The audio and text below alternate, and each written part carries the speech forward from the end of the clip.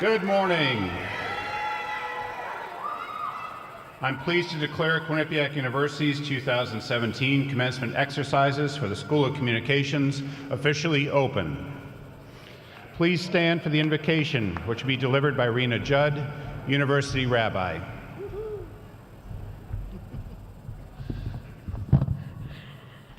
Good morning, God. Good morning, graduates.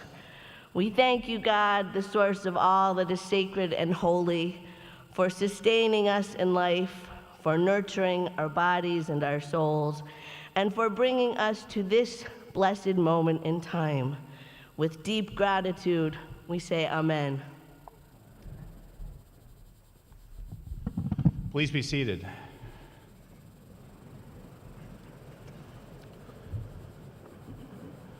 I'd like to take a moment to recognize the platform party, which includes trustees, university administrators and representatives, university clergy and deans, as well as our speaker and honorary degree recipients, whom we meet shortly.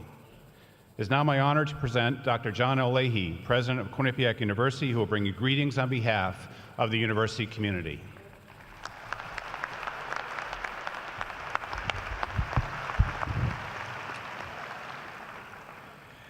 Good morning, ladies and gentlemen, and welcome to all of you on this joyous occasion. To our graduates, the class of 2017 from the School of Communications, I want to add a special welcome and my heartiest congratulations to each and every one of you. During your years at Quinnipiac, you have made all of us very proud.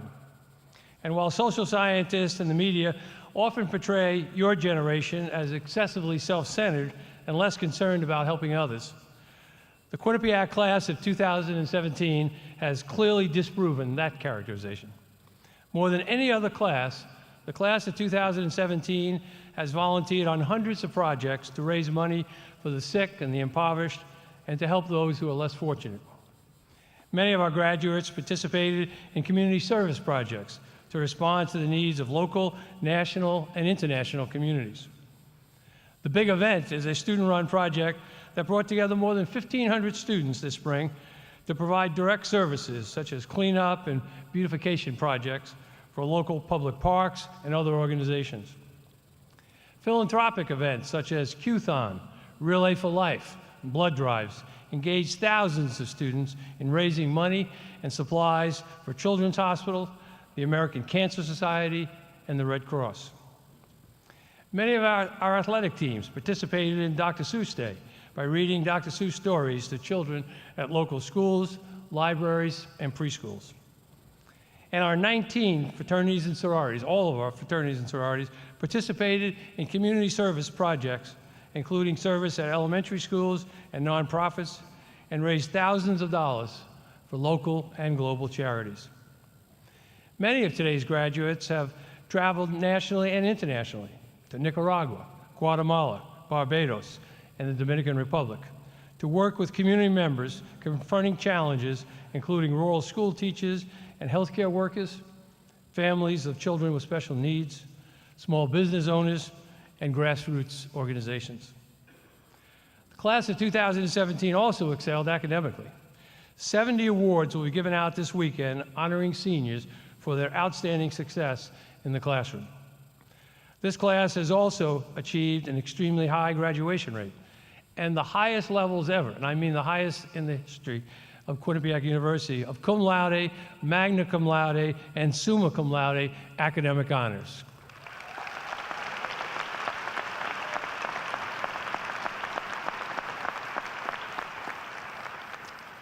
A record number of our graduates are going on to pursue graduate degrees in various fields of study, including law, medicine, and journalism, and a variety of PhD programs. Today's graduates also displayed outstanding leadership within the Quinnipiac community. And no one better exemplified the leadership roles you took on than your student body president, Joe Melanie. I very much enjoyed working with Joey, particularly in his role as a student representative on the university's Board of Trustees. Class of 2017, as you look back on all of your accomplishments, I am sure you'll agree with me that you would not be graduating today if it were not for the help and support of two very important groups, the faculty here at Quinnipiac and your families. So graduates, please rise and express your appreciation to the faculty seated in front of you and your families seated all around you. Yeah.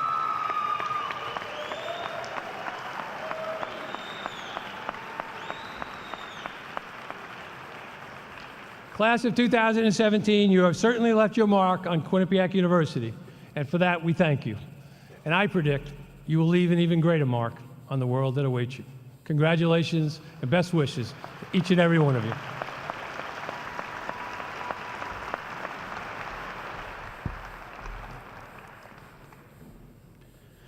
I now ask Armin Katayan, Melanie, and John Lahey to come forward for the conferral of the honorary degree.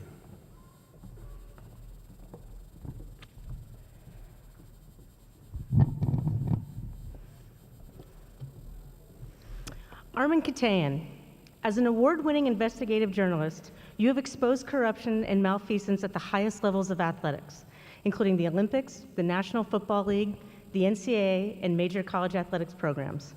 In addition, you have fought for victims in our nation's criminal justice system. A few years ago, your exhaustive piece for CBS News, Rape in America, Justice Denied, documented a 5-month investigation into the deeply disturbing backlog of tens of thousands of rape kits. As evidenced by your 11 Emmy Awards, your dedication to excellence has illuminated the truth when darkness seeks to hide it. This enduring and fearless approach to your reporting is a stamp of extraordinary passion and perseverance. In recognition of your steadfast commitment to your profession and your investigations into disconcerting abuses of power and the exploitation of others, Quinnipiac University is pleased to present you with the honorary degree of Doctor of Humane Letters this 21st day of May, 2017.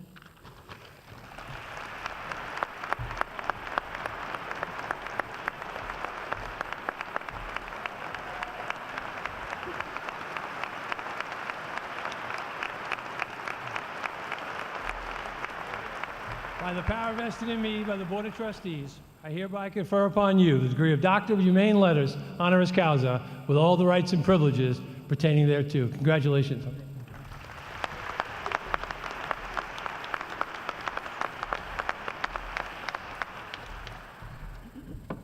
Well, I've never been called a doctor before, so thank you very much.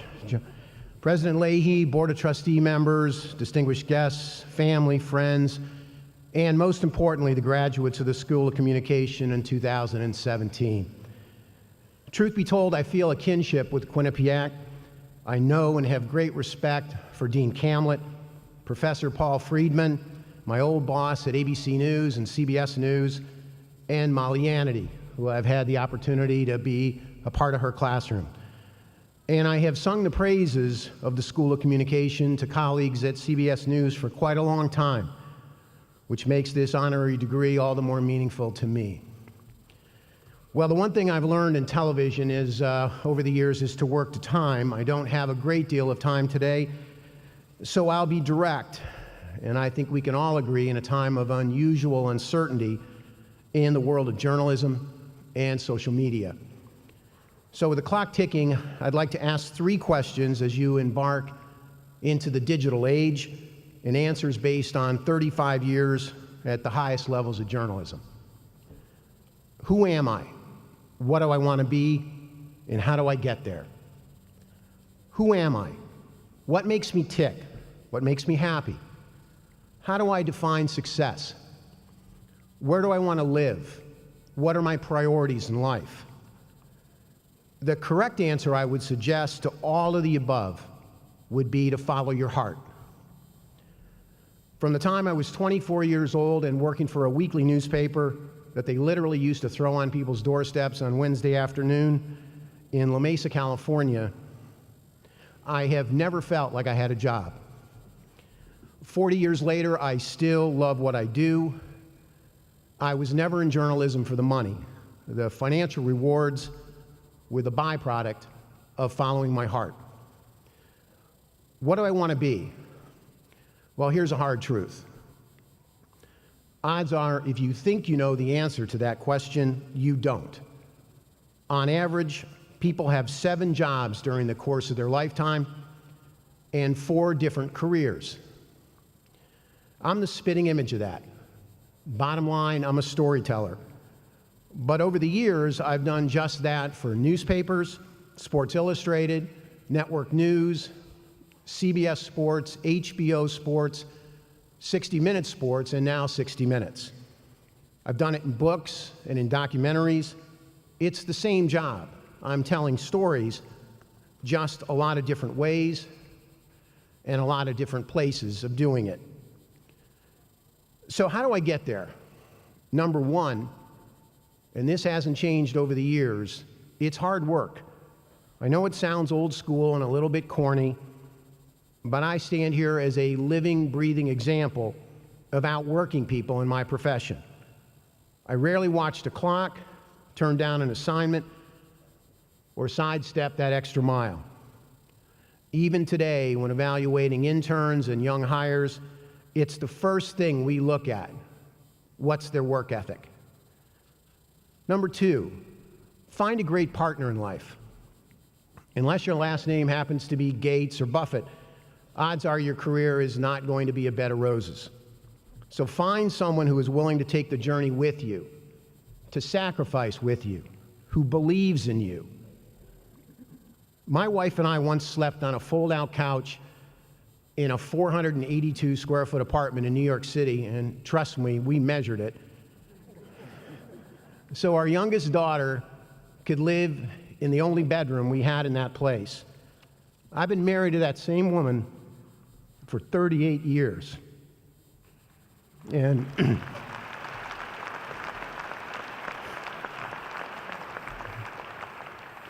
and I can tell you I wouldn't be where I am today, I wouldn't be the man I am today without her love and support. Number 3, be willing to take a risk. Dee Dee, my wife, and I took a huge risk when we left a house, 2 dogs, 2 cars, and a combined income of $60,000 a year in San Diego, California in 1982 to move to New York City. And some of you might remember what New York City was like in 1982. I was 29 years old at the time, and I was making a grand total of $27,000 a year to be a reporter, essentially a glorified fact checker at Sports Illustrated. Why would I do that? Because my dream was to work at that magazine, and I wanted to compete against the best. So what do we have? Passion, hard work, a great partner in life, and risk-taking. All of which would add up to little or nothing in my book without the last thing, and the most important thing, and that's integrity. As I see it, there's one thing you have control over in your life, and that's your good name. I have an unusual name, first name and last name. people have a tendency to remember it, for good and for bad. I have worked on a very high wire for a very long time, and I can tell you it is a long way down. If people don't trust you, they don't talk to you in my business. And if they don't talk to you, you don't get stories. If you say one thing and do something else, I can tell you, you're going to get away with it once, you're going to get away with it twice, you might even get away with it 3 times, but you're not going to build a career on it. I realize this is a very unsettled time in the field of communications, being the shrinking of newspapers, the recent layoffs at ESPN, the digital demands for clicks in favor of concrete reporting. But I am here to tell you, if you love what you do and you work hard and you're willing to take a risk or two and uphold the ideals of your chosen field, you will stand out.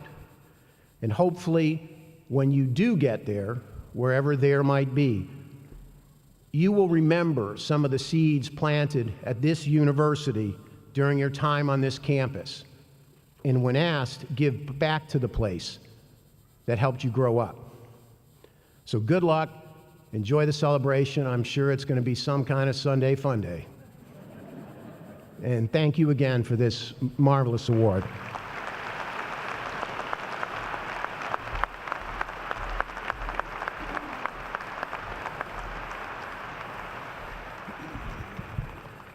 Thank you, Armin. I now ask Michele Norris, Phillip Cunningham, and John Lahey to come forward for the conferral of the honorary degree.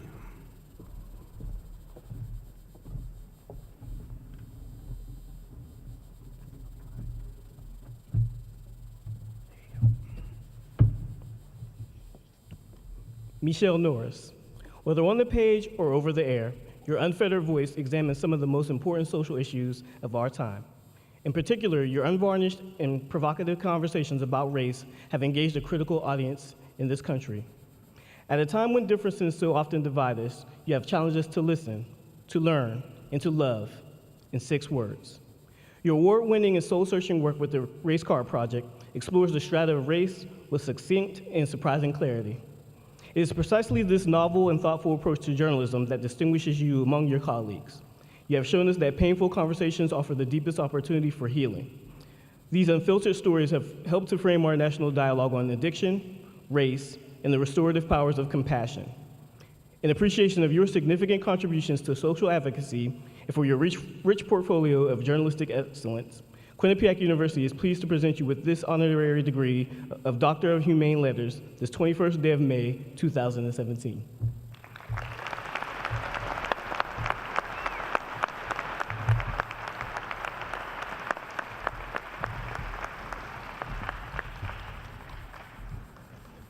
By the power vested in me by the Board of Trustees, I hereby confer upon you the degree of Doctor of Humane Letters, honoris causa, with all the rights and privileges pertaining thereto. Congratulations, Michele.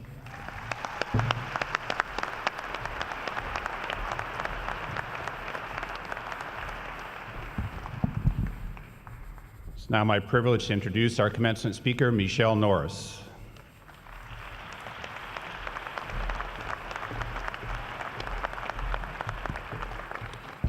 The doctor's in the house. Thank you so much, President Lahey. Thank you so much for this award and for allowing me to be here with you today. I am inspired by your vision and what you've done here at this university in 30 years, in building this, in growing this institution. And it is so wonderful to be here today with people that I've known for such a long time and that I respect so deeply. Dean Hamlet and I go way back in the Pliocene era of journalism. And Armin is an old and dear friend. And I am going to move off script for just a moment to tell you that his words ring so true to me. When I started in network television, I was a print reporter and had never worked in even local news and went straight to network television, and it was rough. And Armin was one of the few people who actually embraced me with open arms. I remember a few things about you. You were always impeccably dressed. Man can wear a good suit. And you were so collegial and so warm, and so I always remember that. Thank you very much. It's a real honor to be here and receive this degree with you today. Okay, to the graduates, you did it. You reached the finish line, and I am so honored and thrilled to be here with all of you today. And let me just begin by saying I love college graduations. The day is full of possibility and wonder. The day is all about you. And there are some people out there in the audience who are looking down at you, and they have an extra broad smile on their face because they wondered if perhaps you were going to make it to this day. Or maybe they wondered if they were going to make it to this day because maybe your dreams exceeded their savings accounts, maybe your stress may have seeped into their lives a little bit, but you know what, you made it work. And maybe it's the other way around. Maybe their expectations exceeded your ability to get up consistently for that 8 a.m. class, but you did it. You all did it, and I'm so honored to be with you today. I look out at your faces and I feel such a swell of pride and hope. And I know that you will embrace the honor of entering that special fellowship of highly educated men and women, but I also pray that you will accept the responsibilities that come along with this privilege. We live in a society where not everyone gets to go to college. Not everyone has access to books and labs and professors or professional mentors, and not everyone who has access to all those things has the opportunity to attend a special place like this, a place that has created a circle of intimacy and radical curiosity while being large in its embrace of the outside world. Not everyone attends an institution that has decided to be intentionally diverse, to bring people of different backgrounds and religious traditions and ethnicities and races and political perspectives and life experiences together in a campus model that in every way should serve as a national model. You leave this campus as both beneficiaries and ambassadors of this notion of radical hospitality and also radical curiosity. You're graduating from a school that has demonstrated a hunger for knowledge and excellence, but also for understanding America through its evolving concerns and attitudes. I want to spend what little time we have together dispensing a little bit of wisdom, and I guess Armin and I both thought in threes, because there are three things that I want to leave you with today. When I was young, we would play a little game. We'd tell someone, you'd have to say something that you should do, something that you shouldn't do, and a dare. So I'm going to give you a do, a don't, and a dare. And first, the dare. I dare you to listen to someone you do not agree with, to spend time with someone you don't agree with, someone who makes you angry, someone who maybe offends you, someone maybe who makes you so angry that you might want to spit. Listen to them. Now, it might not be surprising that someone who has spent 10 years working in radio would encourage you to listen, and I promise that I'm not going to break into some sort of pledge drive or promise to pass out tote bags or mugs, although I do hope you are all indeed avid radio listeners. But I'm talking about a different kind of listenership. The concern is that we're losing the ability to actively listen and therefore to engage in deep and meaningful conversation, that as we pull deeper inside ourselves in our personal timelines with our headphones and personal devices, that we lose the ability, or we put less of a premium on engagement with people that we might not like or that we might not follow. What are we missing when we only listen to those people that we choose to like or to follow in our social media timeline? What are we missing when we consume a limited media diet that only affirms or confirms what we already believe? And it's so easy to do that. It's important to listen to those things and people you might want to shut out. We have more avenues for listening, but it doesn't necessarily mean that we are better informed. We're living at a time where there doesn't always seem to be a common set of facts. When so many people can see the same thing and hear the same thing and come away with totally different interpretations. Make America great again. To some, that sounds like a campaign slogan, something that they absolutely believe in. To others, it sounds like an offense. You want to go back to a time where America perhaps did not fully embrace me. Black lives matter. To some, that's a curiosity. Don't all lives matter? To others, it's an obvious rejoinder. All lives do matter, but history has shown us that sometimes black lives are valued less. Climate change, an obvious threat to some, a political distraction, or maybe even a distortion to others. We can't always agree. I think quite a bit about reaching across divides because of the project that was mentioned, something I run called the Race Card Project. I ask people to think about difficult topic, race, one of the most toxic, allegedly toxic things that we attempt to understand and talk about. And I ask them to take a big topic like that and reduce it to one sentence that only has 6 words. One sentence with only 6 words. To think about their triumphs, their laments, their anthem.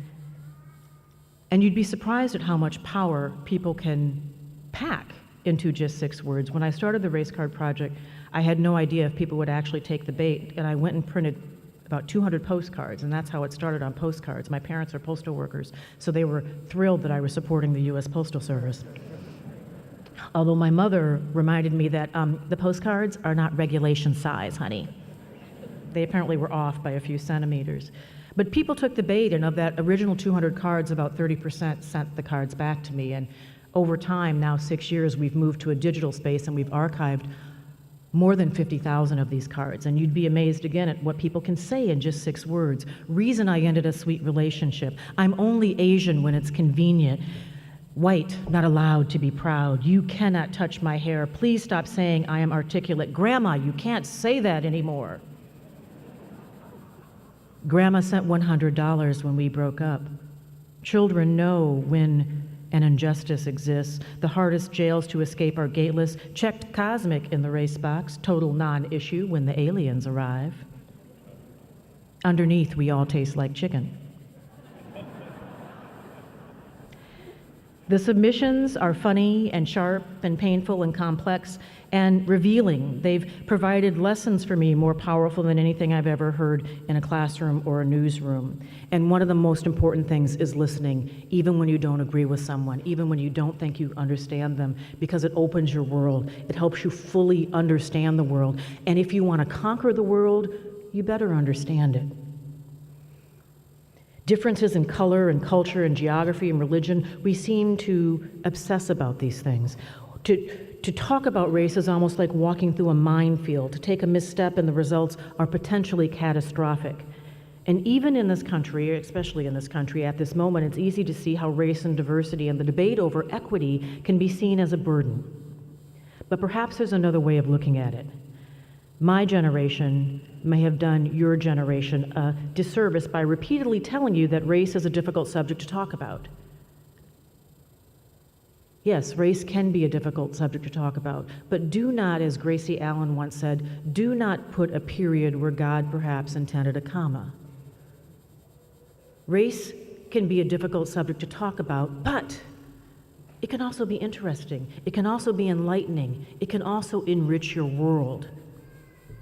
It can also help us understand who we are. Despite physical differences that are manifest in our skin color and our eye color and our hair texture, scientists tell us that human DNA is 99% the same, and we spend so much time focusing on the differences instead of those things that we have in common. Perhaps, please, perhaps, your generation can change that. That's your dare. Listen to somebody that you don't agree with. Here's the don't. Don't try to quantify success in terms of numbers. The inclination can start early. How much candy did you get on Halloween? You remember that when you were a kid? You'd come and you'd spill it out on the floor and you'd count. How come you got more now and laters than I did? I would always sneak the Snicker bars and put them in the freezer. A frozen Snicker bar is delicious. How many soccer games did your team win? How many badges are on your Girl Scout uniform? How many friends or followers or likes have you amassed on Facebook, or as my mother calls it, the Twitters? It continues with grades and internships and measures of popularity. It continues into adulthood with salaries and promotion and the cost of one's home or car or vacation. Success by the numbers, it's all around us. The Zagat rating of the restaurant, the size of your dress, where small is preferable and unrealistic for some of us. Or your bank account, where large is preferable and also unrealistic to some of us. Numbers can signal and even define success. The zip code, the floor where your office or your home is located, the secret signs that flash into our heads to rate almost anyone and anything. But I want you to think in a different way. Success and excellence, you see, don't always live on the same street or occupy the same corner office or even the same mindset. Success is one thing, excellence is something else. Is a $1 million pitcher more successful than the Little League coach who manages to find time to spend 3 afternoons on every Saturday with a ragtag team of 10-year-olds, despite that he holds down 2 jobs? Who's more successful? Is the working woman who dazzles everyone she comes in contact with more successful than the woman who chooses to be a stay-at-home mom and volunteers to good causes? Is the computer programmer who can churn out algorithms more successful than the journalist who pursues the truth, especially the hard truths that help us understand our world, and pursues that knowing that they will never get rich, at least as defined by their paycheck, but might get rich in other ways? The answer is simple. If you're only looking at numbers, it's simple. But it's not so simple if you're looking for excellence. For success and excellence are quantified in different ways. Success is based on all kinds of factors, some in your control. If your last name is Gates or Buffett, maybe out of your control. You can be born into success if you're really fortunate and if you're only looking at the numbers. But you're not necessarily born into excellence. Even if you enter the world as a singer with perfect pitch, even as if you enter the world as a pitcher with a golden arm, as a future academic with a mind like Einstein, you can only achieve excellence through hard work and a mindset based on discipline, self-sacrifice, and a strong ethical compass. Excellence may take you to dizzying heights, but it also allows all of us to flourish where we are, to bloom where we are planted, to find our personal best despite our means, our challenges, our restrictions, or our relative gifts. I'm a kid who grew up with a speech impediment. I make my living behind microphones. Success was not promised to me. I'm a kid who grew up with a speech impediment as a brown girl born in the 1960s, at a time where people who looked like me didn't occupy the kind of jobs I've had. They didn't serve as radio hosts or television correspondents. Success was not promised to me, but I was fortunate enough to be raised by people who told me that I could reach for excellence and to focus on excellence. And that's what I focused on. Success was just a byproduct of trying to seek out excellence. You begin to value excellence in all its forms when you seek it out. The mastery of the complex, the simple talents that elude so many of us. How many allegedly successful people do we all know who are not necessarily excellent listeners, or excellent at consoling someone in grief, or excellent in providing an attagirl or an attaboy at exactly the right moment? Because trust me, no matter how long you are blessed to live on this earth, we all need the occasional note in our lunchbox. I wish success for everyone. Success is great, but my great hope for the class of 2017 is that you think long and hard about how you measure success, and that you understand the satisfaction and the self-confidence and the self-worth that comes from the pursuit of excellence on one's own terms. Armin talked about a work ethic. Excellence is based on a worth ethic. A worth ethic. Not based on the value of your bank account, but a worth ethic is about doing work that reflects your values in everything you do. So I've shared a dare and a don't, and in closing, I want to share something that I hope you will do. Do listen to the little voice in your head, the little teeny voice in your head. Always listen to the little voice in your head. And I want to share with you a story from the Race Card Project that demonstrates this, I think, in a very powerful way. These wide open, amazing, heart-filled stories come in over the transom every day at the Race Card Project. And I still can't believe how candid people are, how much they can express in 6 words, and how often they say things out loud for the first time that they haven't shared with anyone else. And one of these potent 6-word stories that understands the importance of always listening to that inner voice came from a man that I met when I was on book tour in North Carolina. His 6 words were, "Race is throwing rocks at kids." Race is throwing rocks at kids. Those were his 6 words. That's the way he summed up his feelings. Now remember, I asked people to share their thoughts, experiences, observation, hopes, laments, viewpoint, memory. 1 sentence with 6 words. He gave me that 6-word sentence while I was visiting we were actually at a church for this book event. And he's an older man. He said he was in his 70s. He didn't want to give me his exact age. I understand that. And he actually didn't want to give me his name, but he gave me his story.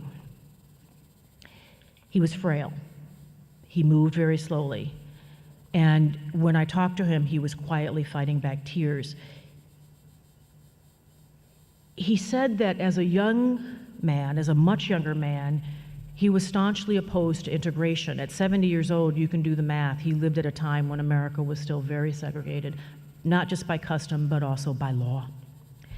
And he was very much opposed to the idea that children of different colors could go to schools together. And he made that clear when the schools tried to integrate in his North Carolina town by showing up along with a number of other young white men and throwing rocks and bricks and sometimes rotting vegetables at children of color who were attempting to go to integrated schools. He knows that some of those projectiles hit their target. And so now when this aging man, this aging white man with gray hair and big, thick hands and broad shoulders encounters older African-American men that he thinks are the same age when he moves about town at the library or the hardware store or on Main Street or at the local Piggly Wiggly. He looks immediately at their forehead. He looks at their forehead. What is he looking for? He explained to me that he's looking for a scar because he knows that when he threw those projectiles, he bloodied one of those people he was trying to target. He doesn't know that person's name, doesn't know how badly they were hurt, but he does know that there was a lot of blood. He remembers that clearly. And he also remembers that he got a lot of praise. He got attaboys from his friends for making a direct hit. So as he goes about his errands now, encountering older black men, same age as him, maybe also gray, maybe also a bit more stooped, he looks for that scar. But he says he's also looking for something else. After all these years, he's also looking for a chance to say, I am sorry. He said, I just want to say I'm sorry to his face. He knew that throwing rocks were wrong. Was wrong. He knew that the hatred for kids who were not any different from him except for their skin color did not comport with the lessons that he learned every week in Sunday school, did not comport with most of the lessons that he learned at his own dining room table, where there were life lessons about loving thy neighbor except if that neighbor was black, or perhaps came from another country, or spoke with an accent. Something inside him told him that trying to injure people who were just trying to get an education wasn't right, was in violation of the human code of conduct. There was a little voice that said, don't do this, but the larger voices all around him, loud, pushy, passionate voices that encouraged and indeed implored him to join in the crowd, drowned out that little voice. Instead, he was part of a wall of resistance, really a wall of hatred that would uphold the status quo and keep the schools and the libraries and the public parks and the swimming pools the way they had always been, cordoned off for people of a certain race, closed out for people of another race. And there's a big lesson in this story. Listen to that little voice, even when it is drowned out by the crowd, especially when it is drowned out by the crowd. because that voice is your inner compass. That voice is your moral GPS system. That voice will never let you down. It's honed by your parents and your elders, and it has been fine-tuned at this fine institution. Listen to that voice. Always be in touch with that voice. Allow it to help you determine how you use your own voice. No matter how far you travel after graduation, no matter how far your talents and your dreams and your new skills take you, make sure that a piece of this place never leaves you. Make sure that you listen to that voice. Make sure that you understand the power of listening across difference. If you look in this room and you see the diversity in this room and you've enjoyed it, understand that when you go out into the world, it might not come to you as easily. Our worlds get tighter as we get older. The concentric circles get tighter. We surround ourselves with people who are generally more similar to us. So if you want to do that, you have to work a little bit harder at it. Before I leave, just a few tidbits of advice. Be bold, be kind, be curious, be gracious, be where you are. For your generation, the selfie generation, who always has these small devices that you thankfully silenced, you probably got a memo about that today. Turn off the ringtones. But you have to work a little bit harder to be in the moment. I took my kids to a Beyonce concert last year. Yeah, she said, woo, I did get serious mom points for this. I had to get up the day that the tickets went on sale and start hitting the keyboard immediately, and we had to travel several miles to get to the concert, but we were able to take them as a gift for good grades to a Beyonce concert. And I don't know if you've ever seen Beyonce, but everything she does is big. The concert's big, her hair is big, the costumes are actually not big, they're very small. And she walks out on the stage, and she walks into this, it's like a peninsula that goes out into the audience. And she's singing, and she's doing this thing where she wants to connect with the audience. She's trying to reach out to the audience. And she can't find anybody to take her hand because everybody's holding up a cell phone, trying to capture the moment for a future enjoyment on a device that they'll probably dispose of when the next version of that device comes out. So it's just a little allegory to remind you that be in the moment, be where you are, absorb the moment. Don't be afraid of change, it's a waste of time. Write an occasional letter, not an email, a letter. Nothing can match the grace and impact of a handwritten letter on lovely stationery. I'm assuming you all have many opportunities to write thank you letters because there's probably some loot waiting for you at the other end of this ceremony. So write a letter, and especially a love letter. If you have the honor of spending your life with someone you love, as I have, you may cherish the emails, but I'm glad that I'm married to a man who occasionally puts pen to paper to tell me what he thinks about us, what he thinks about our life together. Because even if I replace the device, I'll always have that shoebox, and I'll always cherish it. As you go out and conquer the world, you would do well to remember all those who make your life a little easier, a little more comfortable, a little safer. The folks that park your car or clean your office, the people who will stay behind in this building to fold up all those chairs. When you see a person with a shovel or a broom or a construction hat, please remember that while they may not have gone through a ceremony like this to wear a cap and a gown, they may not share your zip code or a professional fraternity, I'm willing to bet that they share your aspirations, they may share your values or your love for this great institution or this great state or this great country, and you honor all those you encounter, and you honor Quinnipiac in a special way when you lift up that community. Don't let anyone steal your joy. Always listen to public radio. Always wear comfortable shoes. Take care of each other. Take care of this planet. Take time for the people you love, because nothing matters more. To the graduates of 2017, write your futures in pencil, but write them boldly. Go out and conquer the world. I cannot wait to see how high you soar. Thank you for allowing me to share this day with you.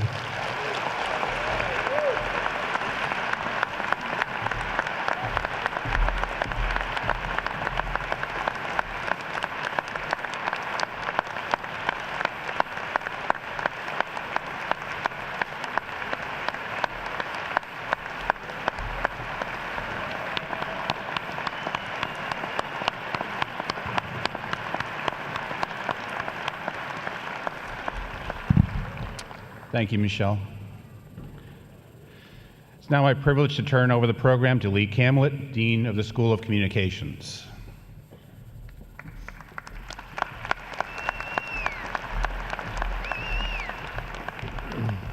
Good morning, everyone. On behalf of the School of Communications, its faculty, its staff, all the students, your fellow students, congratulations to all the graduates and your families. Will the candidates for the degree of Bachelor of Arts from the School of Communications please approach the stage? Marshals, please direct the candidates to the platform. Miles Sterling Adler. Jeffrey Michael Alfonso. Peter Drew Amato. Janessa M. Andiorio. Brianna Denise Andrews. Christina Lauren Angelicola. Lauren Elizabeth Argento. Ethan Ross Aronson. Melissa Rihanna Ashkenazi. Christina Rose Avina. Andrew Joseph Badillo. Morgan Nicole Backstrand. Taylor A. Belemian. Elaine Victoria Barentine. Cara Tanya Bass. Matthew Albert Batten. Sarah Catherine Bowden. Robert Martin Ballone Jr. Alessia Maria Blanco. Tyler Elise Blinderman. Tyler Blinderman is the recipient of the Outstanding Achievement in Interactive Digital Design.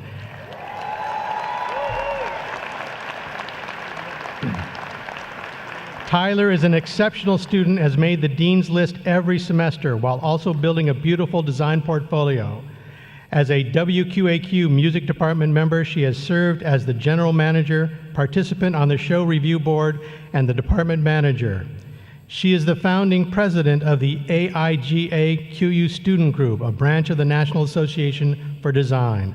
Tyler is a member of the Communications Honor Society, Lambda Pi Eta, and has won several awards at the annual Interactive Design Organization Showcase Competition.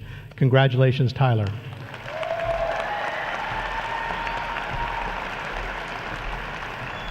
Kaylin Barry Blonstein. Lisa Bluestein. Erica Ann Bachter. Noelle Marie Brazier. Jade Catherine Brennan. Tyler William Brocious. Austin William Bruno. Nicole Lynn Burke. Jordan Elizabeth Burnell. Jessica M. Caporali. Marissa Taylor Cassiano. Kelly Lynn Shagnon. Emily Elizabeth Chase. Jamie Nicole Shirello. Nosheen Chowdhury. Helena Rose Clark. Justin P. Cloutier. Alexander Michael Collins. Nicholas J. Colon. Matthew Joseph Colucci. Morgan Jean Camunal. Courtney Nicole Courtright. Shannon Lee Cosgriff. Alexander James Coing. Thomas Joseph Cunningham. Nicholas Daniel Tafsick. Casey Marie Davis. Sean Michael Davis. Michael Anthony Delgado. Kristen Nicole Demaro.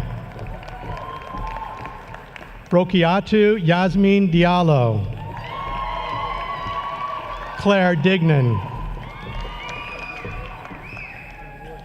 Claire Dignan is the recipient of the Outstanding Achievement in Journalism. Claire is an outstanding journalist who is ready to cover what is clearly a pivotal time in global history. Claire is remarkably qualified to reveal this world through her exceptional writing and reporting skills, both finely tuned to the firm ethics and instincts of the profession. She is an accomplished photojournalist whose empathy for her subjects is evident in her work. Claire's high academic performance and her reporting and writing point to a bright future for her, and most importantly, for an informed future for her audiences and the world. Congratulations, Claire.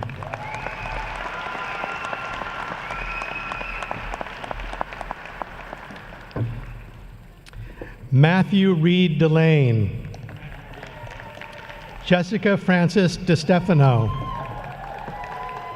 Sierra Noel DeVita. James Kevin Doig. Sarah Marie Doran. Daniel Patrick Donnelly. Marissa Nicole Drago. Francis Kevin Duane. Olivia Karen Dufault. Sophia M. Julinski. Ian Mile Eckstein. Elena Sophia Esposito. Dylan Barron Fearon. Kaylani Lisa Finley. Ryan Christopher Flagg. Caroline Elise Flynn. Connor Roger Fortier. Chrislyn Summer Freed. Michael Robert Gallatin. Jennifer L. Galashant. Michelle Garcia. Connor Donnelly Gilroy. Joseph Richard Joya. Leah Rose Gordon. Sarah Ann Graham. Sarah Ann Graham is the recipient of the Outstanding Achievement in Public Relations. Sarah majored in both public relations and history and is currently pursuing her master's. Sarah was on the Dean's List and is a member of the History Honor Society. She served as both vice president and president of Quinnipiac's PRSSA chapter. Sarah was the president of Quinnipiac's student-run public relations firm. She wrote and delivered 2 speeches, one to the United Nations regarding climate change and its effects on children with cystic fibrosis, and another to the 2016 Make-A-Wish Foundation. Sarah has earned the respect and affection of both her peers and professors. Congratulations, Sarah.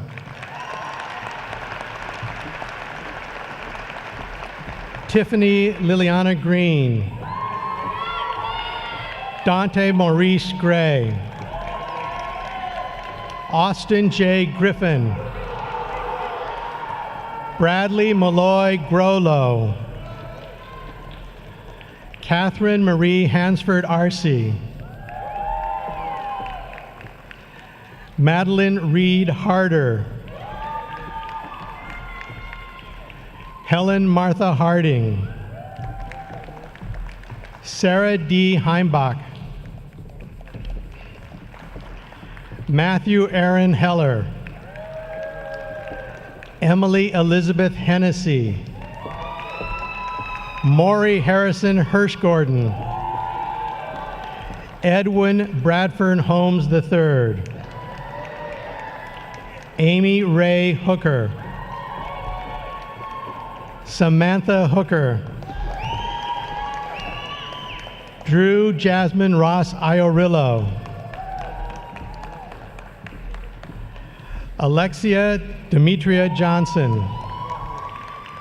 Patrick Antonio Metzacapa Johnson. Carrington Elizabeth Julian Trice. John Raymond Gerald Kaczynski.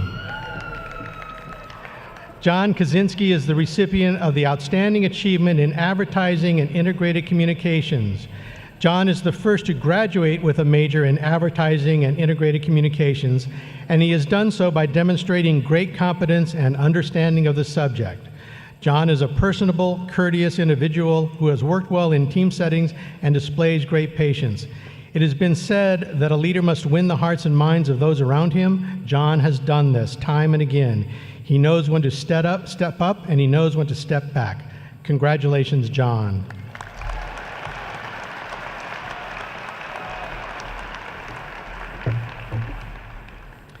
Megan Catherine Kane.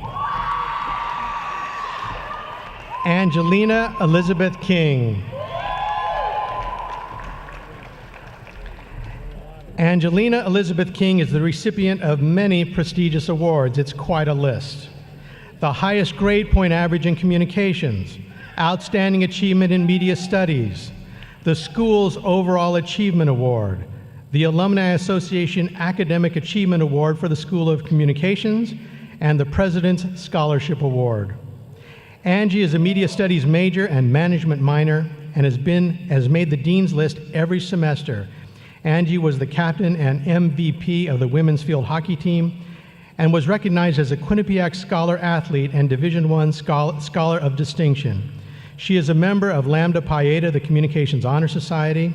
After graduation, Angie has plans to pursue her PhD.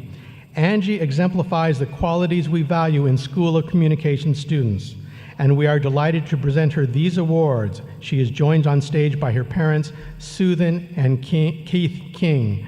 Congratulations, Angelina, to your family.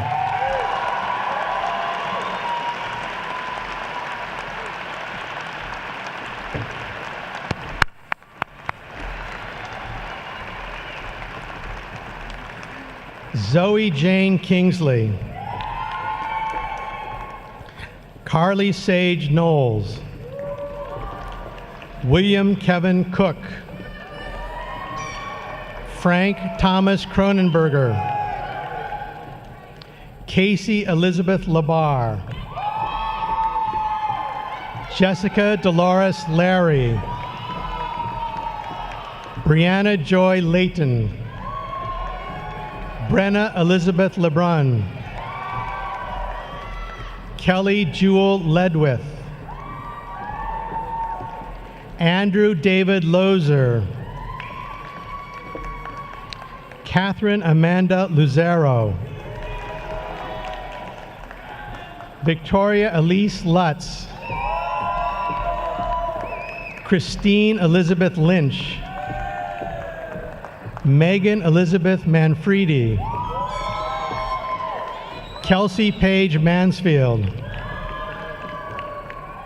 Amanda Susan Maruco. Shanna Louise McCarriston. Stephen Andrew Mendez.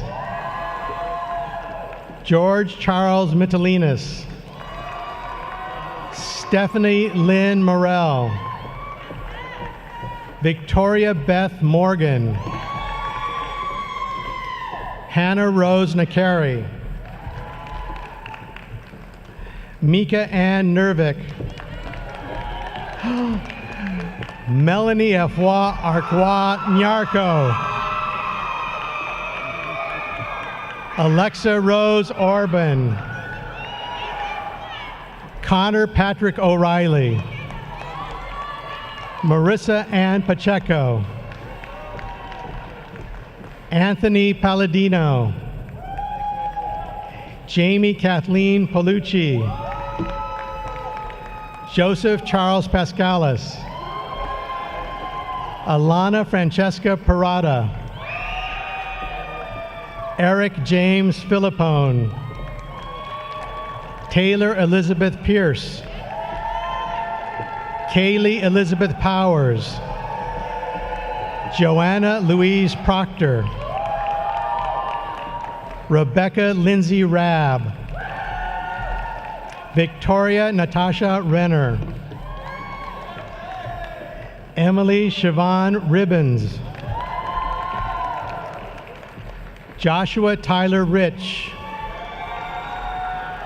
Kristen Lee Riello. Gabrielle Elizabeth Riggy. Rebecca Ann Rena, Erin Elizabeth Rodrigue, Rebecca Lorraine Rogus, Kelsey C. Rule, Shannon Johnson Rule, Brandon Mark Rickey, Victoria Saha, Hallie B. Sarfin, Ethan Michael Savluck, Taylor Brooke Schusler, Jamie Shapiro, Megan Alexis Sherry, Mark Ian Schlissel, Allison Margaret Sabaldi, Nicole Andrea Sierra, Jenna Lee Cecil, Tena Be Silla, Julian Rose Sims, Caroline Louise Smith, Emma Francis Soviero, Shannon Marie Spitzfaden, Alexis Lindsay Sutton, Benjamin Zabo, Allie Nicole Tallman, Emma Julia Tekun, Jade Adriana Thomas, Sean William Trapetti, Alec Linwood Turner, Connor Daniel Voss, Jessica Corinne Wall, Jacobo Miguel Wainseer, Rachel L. Wilson, Michael Anthony Winshew, Marielle Aileen Winton, Ayanna Michelle Wright, Kara Ann Yanako. Kara Ann Yanako is the recipient of the Outstanding Achievement in Film, Television, and Media Arts.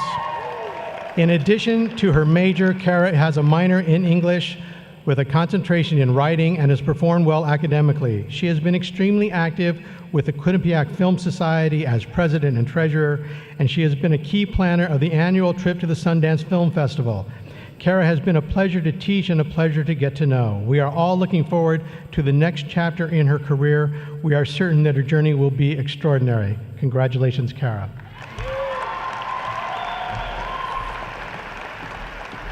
Derek Young, Eric Scott Zorn,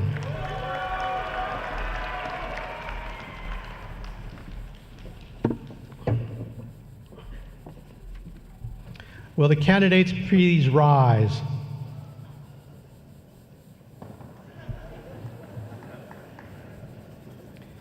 Mr. President, I have the honor to present to you from the School of Communications the candidates for the degree Bachelor of Arts. By the power vested in me by the Board of Trustees, I hereby confer upon you the degree of Bachelor of Arts with all the rights and privileges pertaining thereto. Congratulations to all of you.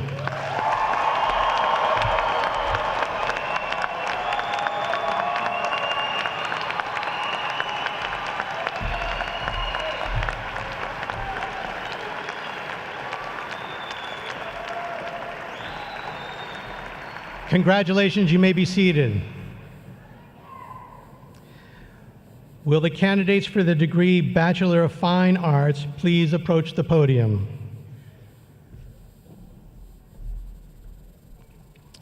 Eric Harris Buttleman,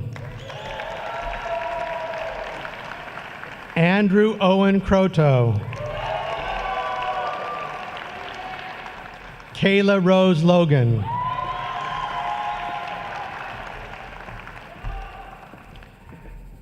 Mr. President, I have the honor to present to you from the School of Communications the candidates for the degree Bachelor of Fine Arts. By the power vested in me by the Board of Trustees, I hereby confer upon the three of you the degree of Bachelor of Fine Arts with all the rights and privileges pertaining thereto. Congratulations.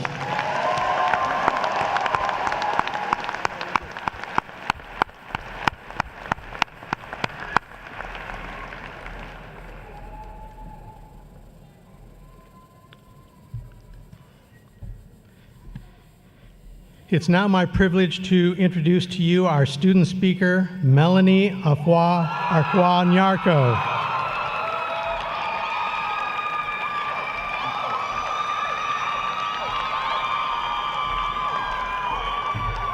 Melanie is a media studies major from Ghana, West Africa, and the Bronx, New York. And I'm very sorry there's nobody here to support you.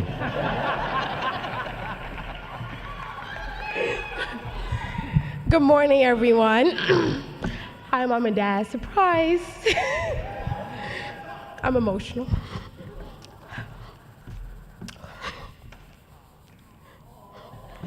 Ooh, sorry. Thank you, Dean Hamlet. You'll be very missed as you go on. And thank you to the members of our platform party this morning. Quinnipiac University School of Communications, we did it. You know that saying about life being like a play and everyone being unaware actors? Well, that quote was actually written by some brilliant playwright. Maybe you've heard of him? William Shakespeare. He said, "All the world's a stage, and all the men and women merely players. They have their exits and their entrances." This seems fitting for the School of Communications. So, let's think of the last 4 years as a massively produced play with hundreds of actors. These are our dedicated professors, our advisors, and our deans, our supportive and motivating parents and families, and most importantly, our incredible students that sit before me today.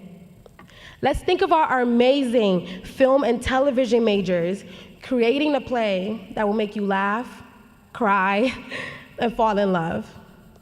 This play will be skillfully reviewed by our savvy journalism majors who will give it 4 stars and tell all prospective students they must see it for themselves. This play will be shared through various well-thought-out promotional strategies from our advertising and integrated communications, our PR majors. The advertisements will feature art and designs from our interactive digital design students that will move you.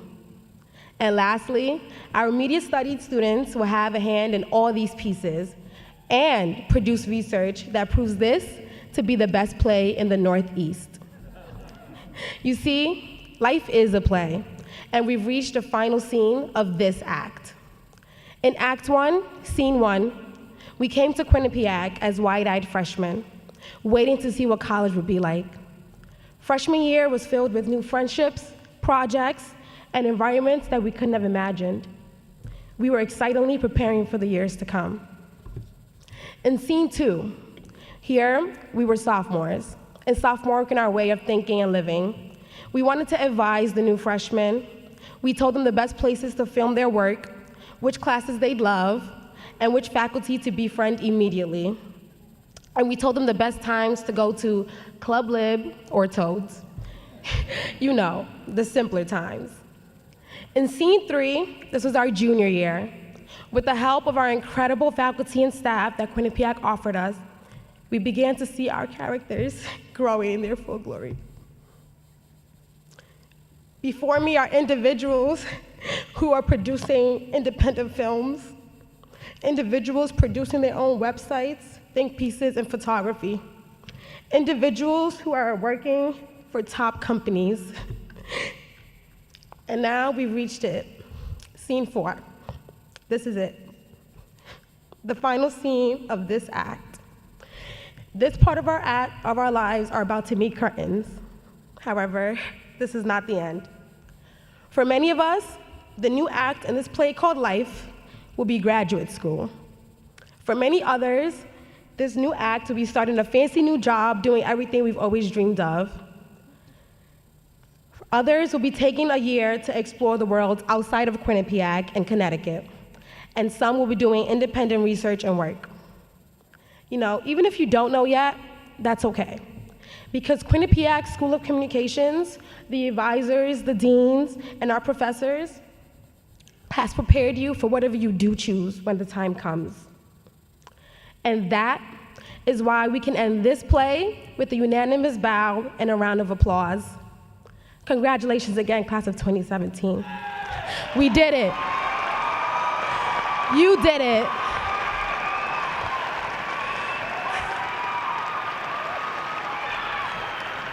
Bobcats now and forever, and scene. Thank you.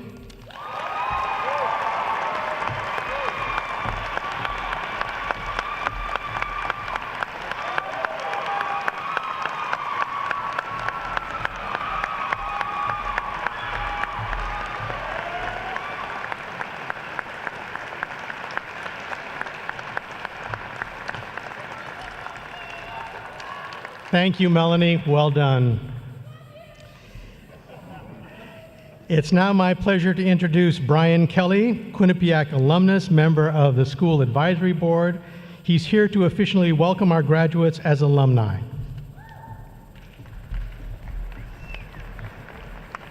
I ask the graduates to please rise. It is my honor to stand before you as a member of the class of 1999 and the class of 2002. I invite you to move your tassel to the left of your cap.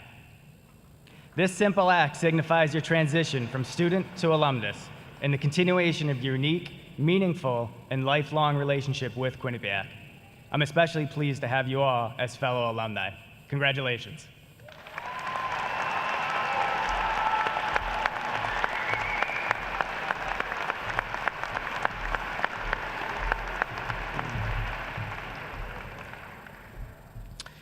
Before I introduce Rena Judd, who will deliver the benediction, I have a few announcements to make. You may be seated, by the way.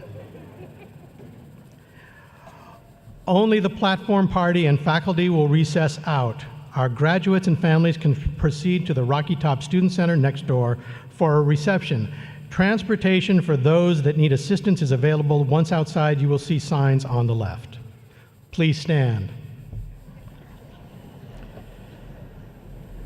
It is now my privilege to ask Rena Judd, University Rabbi, to please come forward and deliver the benediction.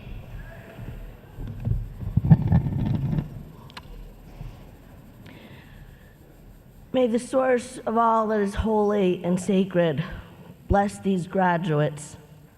May your lives be healthy and long. May you be loved and may you love.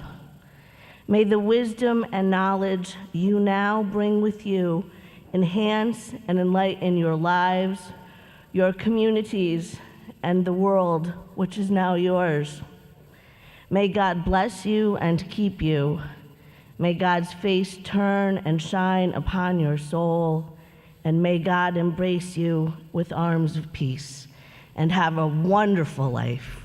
God bless you.